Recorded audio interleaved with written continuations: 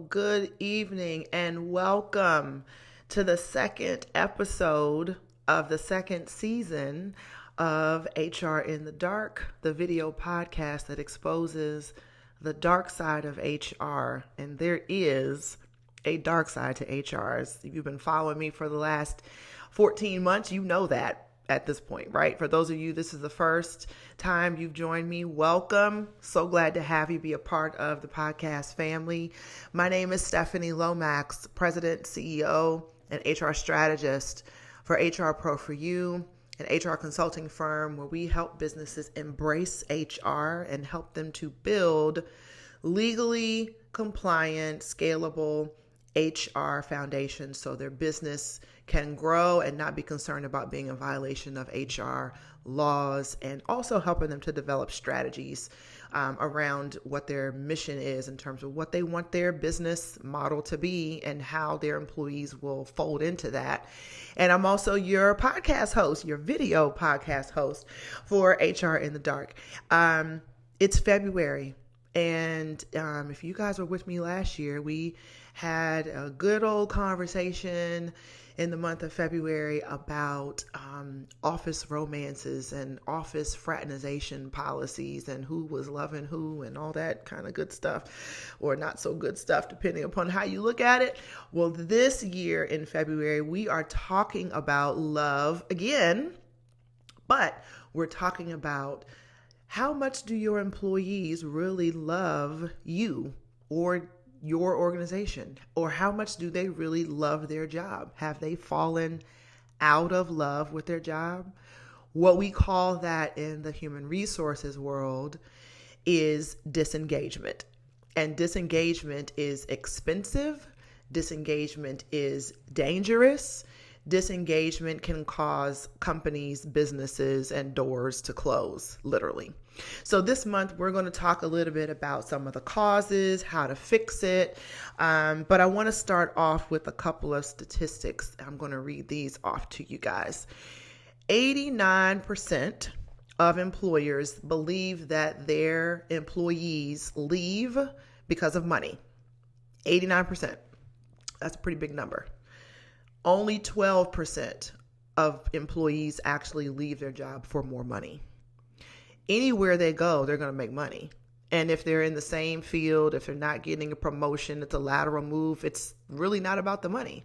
That means it's about something else, right?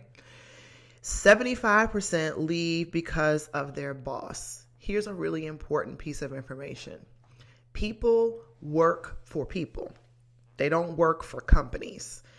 So when you've got good leadership and you've got good management, people will go to the ends of the earth for those people. They're not going to the ends of the earth for ABC Corporation. They're doing it because they have a relationship with their manager, with their boss, and collectively, I mean, it's not singular in that fashion, but collectively with what's happening within the organization, which is 99% driven by the people.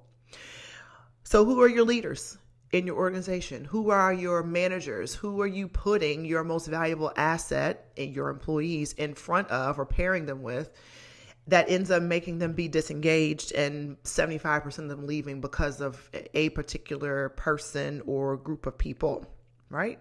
Think about that. 90%, this was baffling.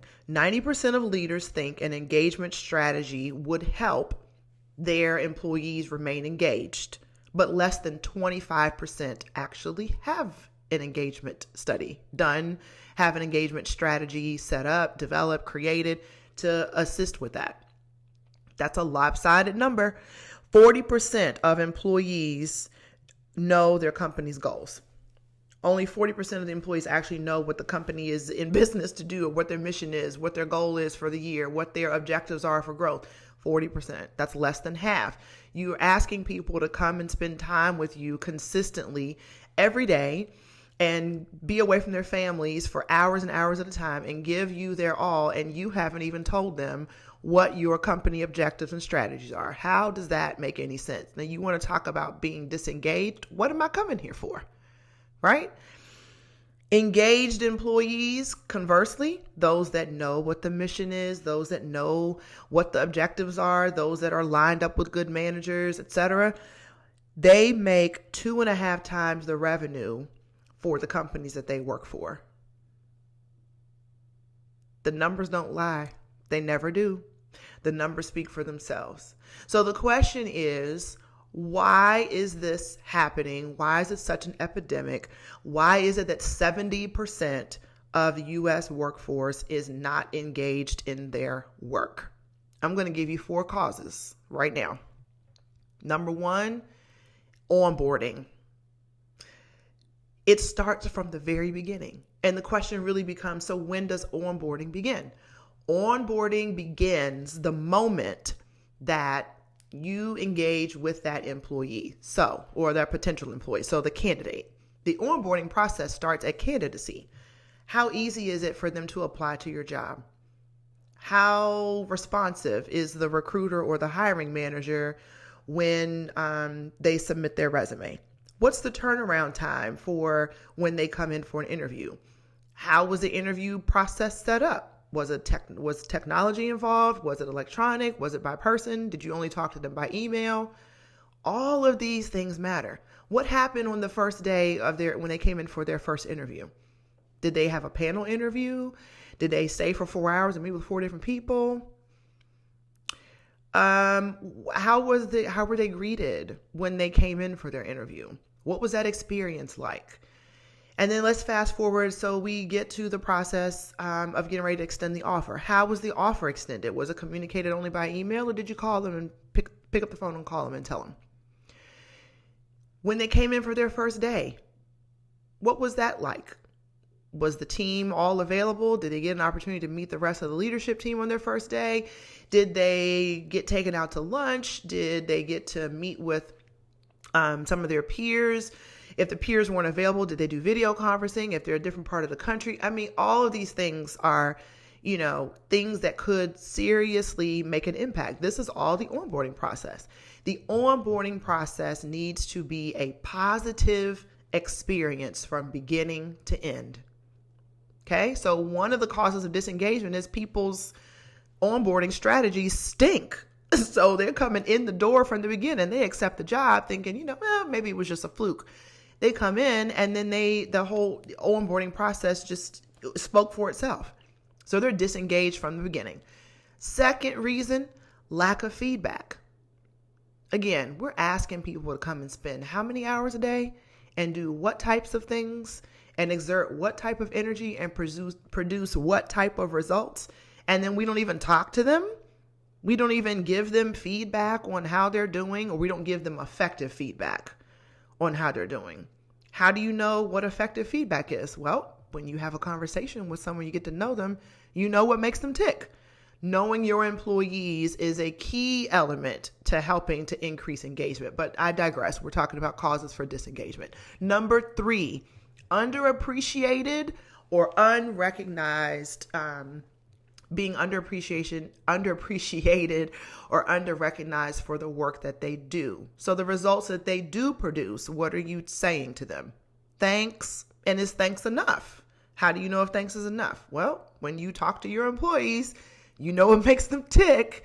You'll know whether thanks is enough. Does that mean you have to go out and buy, $2, $3, $4, $500 gift cards, give bonuses every 5 seconds?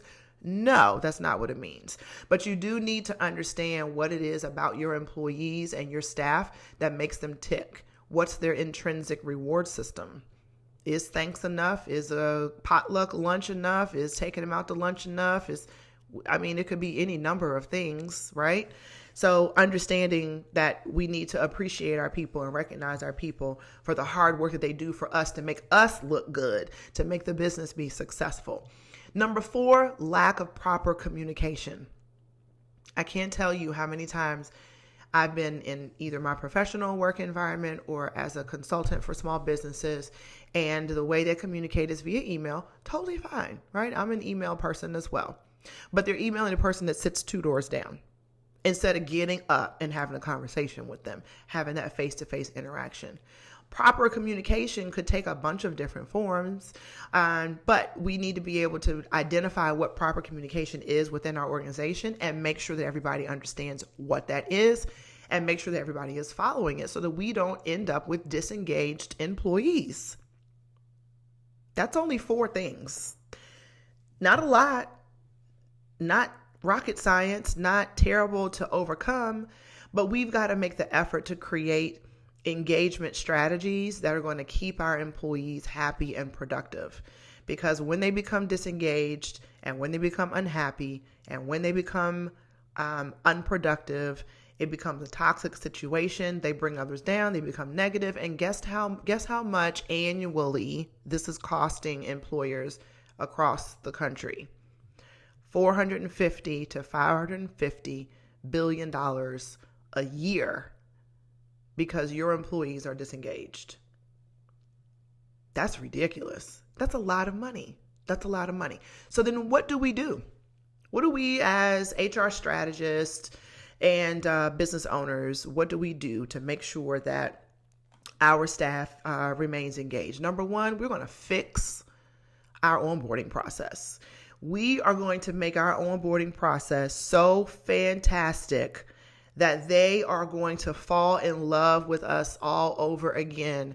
Every day they come to work, their first day should be fabulous. We should love on them as much as we possibly can when we bring in a new person. It should be a celebration. It should be a happy occasion. It should be an experience for them that they're getting an opportunity. They made the right decision. They're being reminded why they chose this offer over another potential offer. We want to make them feel like they made the right decision. Let's fix our onboarding process, right? From beginning to end. Remember, we talked earlier that the onboarding process starts at candidacy. So when they apply to the job, that's when the onboarding process starts. Make it fabulous. Does it require a lot of money? No. Does it require a lot of bells and whistles? No. Does it require effort and strategy? Yes and yes. Fix number 2, we need to have some clearly defined expectations, roles, and responsibilities. How do we do that? We have job descriptions that are accurate. So when the employee applies to the job that's posted, and then they come into work on their first day, second day, third day, they're actually doing things that are listed in the job description for which they applied for. The job for which they applied. And we need to make sure that people understand what the clearly defined roles and responsibilities are. And that includes their managers. How do they interact cross-functionally with other teams? We need to have all that outlined, all part of a strategy, part of an engagement strategy, but also just part of a general human resources strategy in terms of functionality and organizational structure, right? The third fix, we're not going to have a ridiculous workload. Now, we already know that Americans are the only ones that work 40 hours a week, right? That's really 45, 50, 55, and the number keeps going up, right? So we're going to be working 40 plus hours a week. Then we need to have a workload that matches that. Are there going to be times where it's all hands on deck and we're going to have to work extra hours, longer hours, more hours, weekends, evenings, because there's something specific happening? Absolutely. But if the rest of your strategy and process is such that they're being rewarded and recognized for what they're doing, they understand that there's clear expectations, and the roles have been defined and responsibilities have been defined, and their onboarding experience was such a fantastic one that when you say, Sally, I need you to work 50 hours for the next 2 weeks, 50 hours a week for the next 2 weeks because of this big project, it's not going to be a big deal. It's going to be uncomfortable. Yeah, probably so. But you've got somebody that wants to do it because leadership believes in them and has proper communication with them and gives them continuous feedback and recognizes them for all the hard work that they have been doing prior to you asking them to do this. So fix number 3 is we're going to make sure our workload matches what we're expecting of individuals. And then lastly, we're going to foster communication, and we're going to make sure that it's consistent, that it is frequent, and that it's ongoing. Long gone are the days of annual performance reviews. We're only going to talk once a year. or when I absolutely have to say something. No, we want to have ongoing feedback with our people. They're our most valuable asset. They are brand ambassadors for our brand, for our company. They're the best recruiters ever, or not. So we want to make sure that our communication strategy and the frequency and consistency and the appropriateness of our communication and feedback is such that people want to tell everybody about how great the company is that they work for and how wonderful it is. They're so happy that they made this great decision to come work for ABC company because their onboarding experience was on point. They got loved on when they came in the door. They felt wanted. As my mentor and business strategist always says, people want to be places where they're celebrated and not just tolerated, right? That means employees too. So if you are in a position where, you think you're potentially affected by this disengagement rate of 70% for U.S. workers, we should probably have a conversation. Because if you're feeling it, it's probably been around for a little while. And now we've got to figure out strategies on how to make sure that we fix that. Is it the onboarding process? It might not be just that. It could be not that at all. It could be something completely different. But you should definitely engage with an HR expert that can come in and have a conversation with you and your employees about what it is that needs to happen to make your organization the premier organization for the people that are working there. And not only that, as I mentioned, your employees are your best brand ambassadors. So you want people to, when you've got openings, your employees are your internal recruiters. They're going to tell the best things about the company. They're also going to be honest about the things that aren't that great, but that's okay. That's okay. When we've got all the rest of our ducks in a row, everybody knows that no place is perfect, right? So we want to make the experience for people as positive as possible. We want to make sure we're giving them great feedback. And if you are in the position of a leader, we want to make sure we're always having proper communication. That's it for this month's podcast. It's near and dear to my heart. I can't stop talking about it because I've been the employee that was at an organization that I fell in love with and quickly fell out of love with. Because of the environment, because of the leadership. It happens. It happens. Every environment is not for everybody. However, we can set the tone for that. And when people come in that don't fit within the culture because of, what we've developed, it's fine. Then we can allow them to move on, and so can we. But the people that we have working are engaged. They're helping to increase our revenues by 2.5%. And we're not causing part of the cost of this $450 to $550 billion annually of disengaged workers that are non-productive and just coming to work to get a paycheck, which is really what it's come down to. They're just trying to pay their bills. And this is a means to an end. That's not the environment we want. Not the environment we want at all.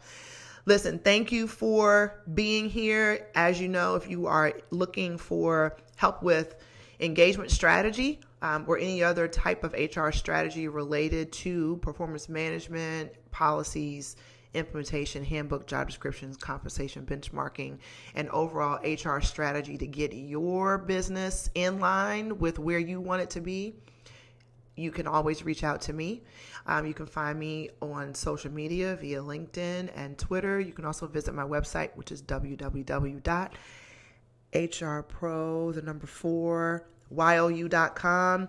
Also check out the podcast while you're there. Make sure you share this out to anyone that you think would be interested in learning more about why HR is in the dark and how we get out of HR dark. Next month is March. March is St. Patrick's Day and some other things.